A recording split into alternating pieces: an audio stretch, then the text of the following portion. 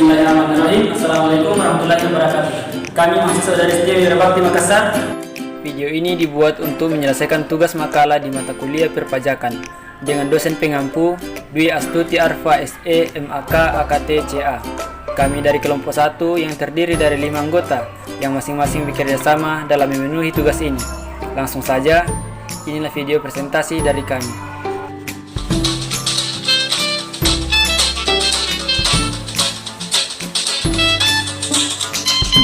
Saya Muhammad Fitra. Di sini saya akan memandu video presentasi kelompok kami. Tapi sebelum itu, izinkan kami untuk berkenalan terlebih dahulu.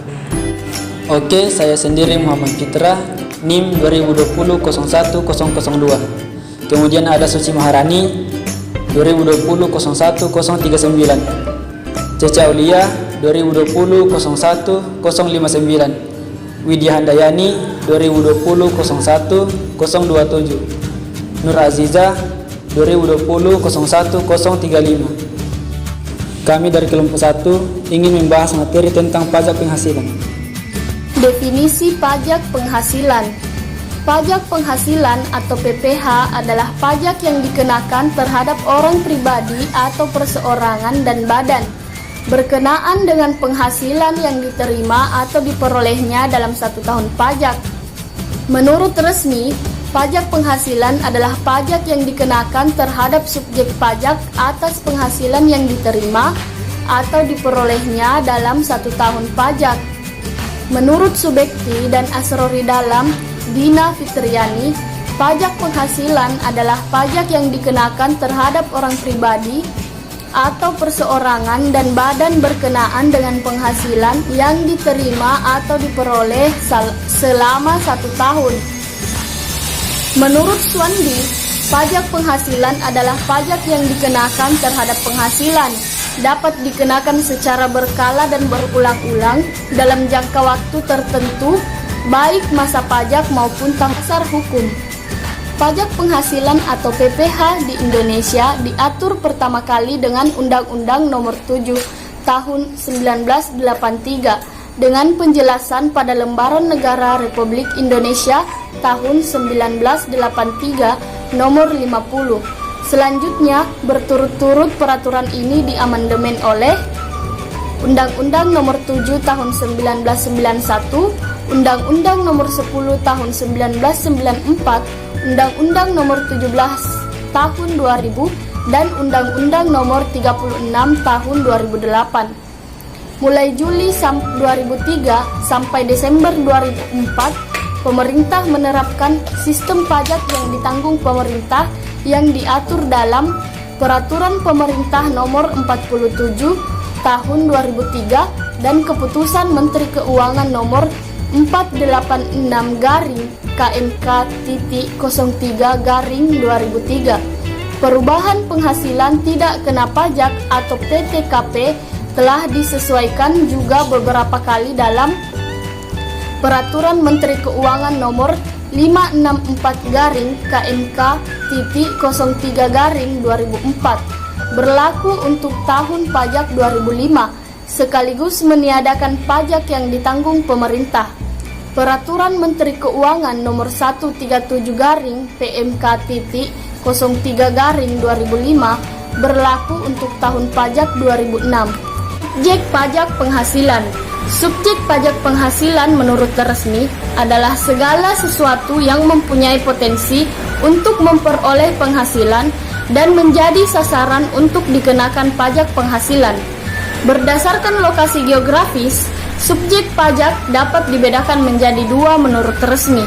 Kedua subjek pajak tersebut yaitu 1. Subjek pajak dalam negeri adalah orang pribadi yang bertempat tinggal di Indonesia atau yang berada di Indonesia lebih dari 183 hari dalam jangka waktu 12 bulan atau yang dalam suatu tahun pajak berada di Indonesia dan mempunyai niat untuk bertempat tinggal di Indonesia.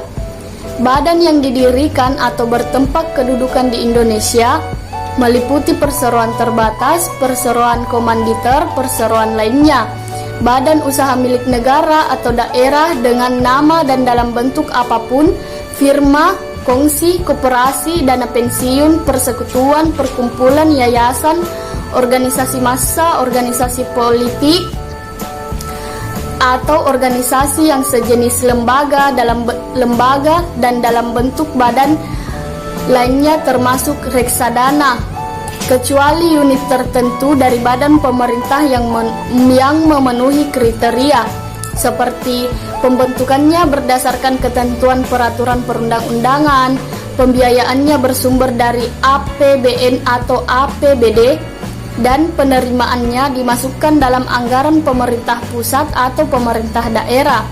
Pembukuannya diperiksa oleh aparat pengawasan fungsional negara. Warisan yang belum terbagi sebagai satu kesatuan menggantikan yang berhak. 2. Subjek pajak luar negeri adalah orang pribadi yang tidak bertempat tinggal di Indonesia atau berada di Indonesia tidak lebih dari 183 hari dalam jangka waktu 12 bulan dan badan yang tidak didirikan dan tidak bertempat kedudukan di Indonesia dan menjalankan usaha atau melakukan kegiatan melalui BUT di Indonesia. Orang pribadi yang tidak bertempat tinggal di Indonesia atau berada di Indonesia tidak lebih dari 183 hari dalam jangka waktu 12 bulan dan badan yang tidak didirikan dan tidak bertempat kedudukan di Indonesia yang dapat menerima atau memperoleh penghasilan dari Indonesia bukan dari menjalankan usaha atau melakukan kegiatan melalui BUT di Indonesia. Objek pajak penghasilan. Objek pajak merupakan segala sesuatu. Objek pajak penghasilan yaitu setiap tambahan kemampuan ekonomis yang diterima atau diperoleh wajib pajak atau WP, baik yang berasal dari Indonesia maupun dari luar Indonesia, yang dapat dipakai untuk konsumsi atau untuk menambah kekayaan wajib pajak yang bersangkutan dengan nama dalam bentuk apapun. Dilihat dari mengalirnya tambahan kemampuan ekonomi subjek pajak menurut resmi 2019 ayat 80, penghasilan pajak dapat dikelompokkan menjadi: yang pertama, penghasilan dari pekerjaan dalam hubungan kerja dan pekerjaan bebas seperti gaji, honorarium, penghasilan dari pihak dokter, notaris, aktuaris, akuntan, pengacara, dan sebagainya. Yang kedua, penghasilan dari usaha atau kegiatan. Yang ketiga, penghasilan dari moral. Yang ketiga, penghasilan dari modal yang berupa harta gerak ataupun harta tak gerak seperti bunga, dividen, royalti, sewa, keuntungan penjualan harta atau hak yang tidak dipergunakan untuk usaha dan lain sebagainya. Yang keempat, penghasilan lain seperti pembebasan utang, hadiah, dan lain sebagainya. Pengurangan penghasilan biaya. Besarnya penghasilan kena pajak bagi wajib pajak dalam negeri dalam bentuk usaha tetap ditentukan berdasarkan penghasilan bruto, dikurangi biaya untuk mendapatkan menagih dan memelihara penghasilan, termasuk biaya yang secara langsung atau tidak langsung berkaitan dengan kegiatan usaha, antara lain biaya pembelian bahan, biaya berkenaan dengan pekerjaan atau jasa termasuk upah, gaji, honorarium, bonus, gratifikasi, dan tunjangan yang diberikan dalam bentuk uang, bunga, sewa, dan royalti, biaya perjalanan, biaya pengolahan limbah, premi asuransi, biaya promosi dan penjualan yang diatur dengan penjual atau berdasarkan peraturan Menteri Keuangan, biaya administrasi dan pajak kecuali pajak penghasilan. Pengurangan penghasilan biaya. Yang pertama, penyusutan atas pengeluaran untuk memperoleh harta berwujud dan amortisasi atas pengeluaran untuk memperoleh hak dan atas biaya lain yang mempunyai masa manfaat lebih dari 1 tahun. Yang kedua, penggusuran kepada dana pensiun yang pendiriannya telah disahkan oleh Menteri Keuangan.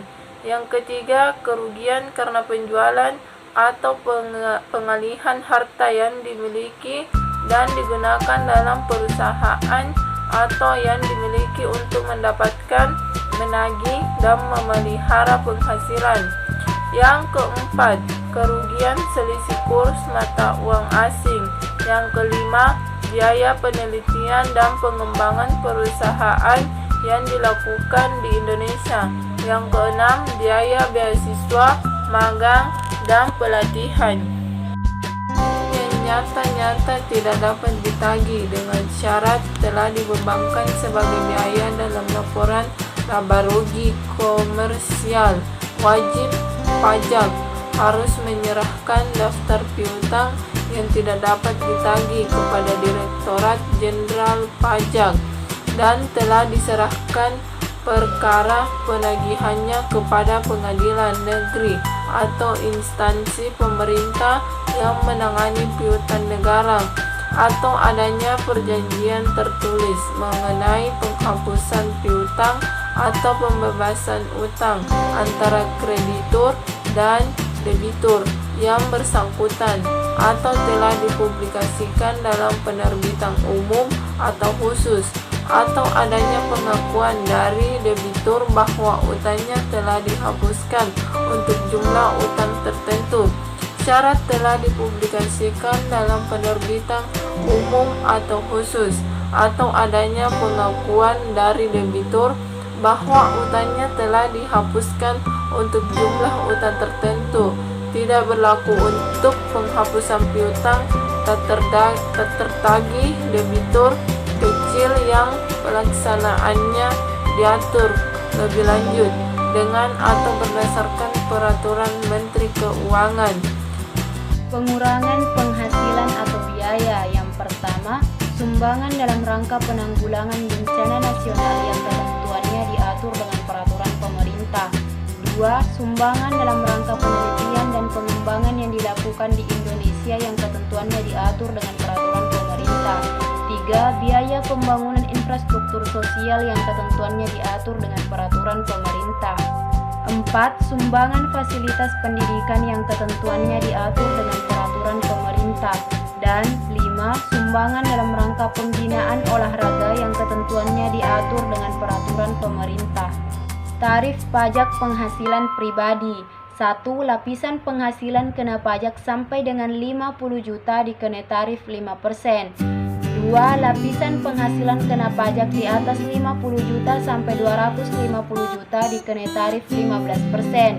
3. Lapisan penghasilan kena pajak di atas 250 juta sampai 500 juta dikenai tarif 25%. 4. Lapisan penghasilan kena pajak di atas 500 juta dikenai tarif 30%. Tarif pajak penghasilan badan. Undang-Undang Nomor 36 Tahun 2008 tentang Pajak Penghasilan Pasal 17 Ayat 1 Bagian B menyatakan bahwa tarif pajak yang dikenakan secara umum kepada WP Badan adalah sebesar 28% sejak 2009. Kemudian tarif PPh Badan turun menjadi 25%. Tarif ini mulai diberlakukan untuk tahun pajak 2009 melalui Undang-Undang Nomor 2 Tahun 2020 tentang penetapan peraturan pemerintah pengganti Undang-Undang Nomor 1 Tahun 2020. Tarif PPh Badan terbaru diturunkan. Tarif PPh Badan terbaru sesuai pasal 2 PP Nomor 30 Tahun 2020 yang sudah ditetapkan menjadi Undang-Undang Nomor 2 Tahun 2020 tersebut adalah: tarif PPh Badan terbaru WP Badan dalam negeri dan berbentuk badan usaha tetap 22% berlaku pada 2020 dan 2021. 20% berlaku pada tahun 2022. Sedangkan khusus untuk WP Badan berbentuk perseroan terbuka akan mendapatkan tarif PPh Badan terbaru 3% lebih rendah dari penurunan PPh Badan secara umum tersebut. Syarat perusahaan terbuka dapat tarif 3% lebih rendah dari PPh Badan secara umum tersebut adalah: 1. Wajib pajak dalam negeri. 2. Berbentuk perseroan terbuka. 3. Jumlah keseluruhan saham yang disetor diperdagangkan pada bursa efek di Indonesia paling sedikit 40%. dapat memenuhi persyaratan tertentu yang diatur dalam ketentuan peraturan perundang-undangan perpajakan. Menghitung pajak penghasilan, Bapak Leopold adalah seorang pekerja kantoran dengan usaha sambilan reparasi alat elektronik, memiliki 1 orang istri dan 1 orang anak yang sudah berusia 2 tahun. Ia memiliki total penghasilan neto sebesar 300 juta pada tahun ini, di mana 200 juta berasal dari pekerjaannya di Hydrocorp dan 100 juta sisanya berasal dari usaha reparasi alat elektroniknya. Atas perhatiannya di Hydrocorp, Bapak Leopold telah dipotong pajak penghasilan sebesar Rp15.550.000 yang tercantum pada bukti potong pajak. Ibu Jema, istri Bapak Leopold, merupakan seorang ibu rumah tangga yang tidak memiliki penghasilan. Adapun penyelesaiannya, penghasilan neto sebesar 300 juta, penghasilan tidak kena pajak atau status kawin, memiliki 1 orang anak senilai 63 juta. Penghasilan kena pajak yaitu 237 juta. Pajak terutang 5% dikali 50 juta senilai Rp2.500.000. 15% dikali 237 juta dari penghasilan kena pajak dikurang 50 juta sebesar Rp28.050.000. Adapun total pajak terutang yaitu senilai Rp30.550.000. Dengan demikian, maka pajak yang masih harus dibayar adalah sebesar total pajak terutang senilai Rp30.550.000, kredit pajak atau bukti potong dari Hydrocorp senilai Rp15.550.000. Adapun pajak yang masih harus dibayar yaitu 15 juta.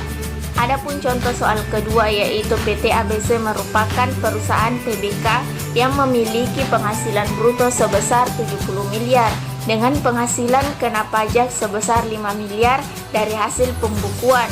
Karena peredaran bruto dari PT ABC telah melebihi 50 M, maka perhitungan PPh disesuaikan dengan pasal 17 ayat 2A, yaitu menggunakan tarif sebesar 25%, maka PPh yang terutang adalah, adapun penyelesaiannya, peredaran bruto sebesar 70 miliar, penghasilan kena pajak sebesar 5 miliar. PPh Badang 25% dikali penghasilan kena pajak, 25% dikali 5 miliar yaitu Rp1.250.000.000.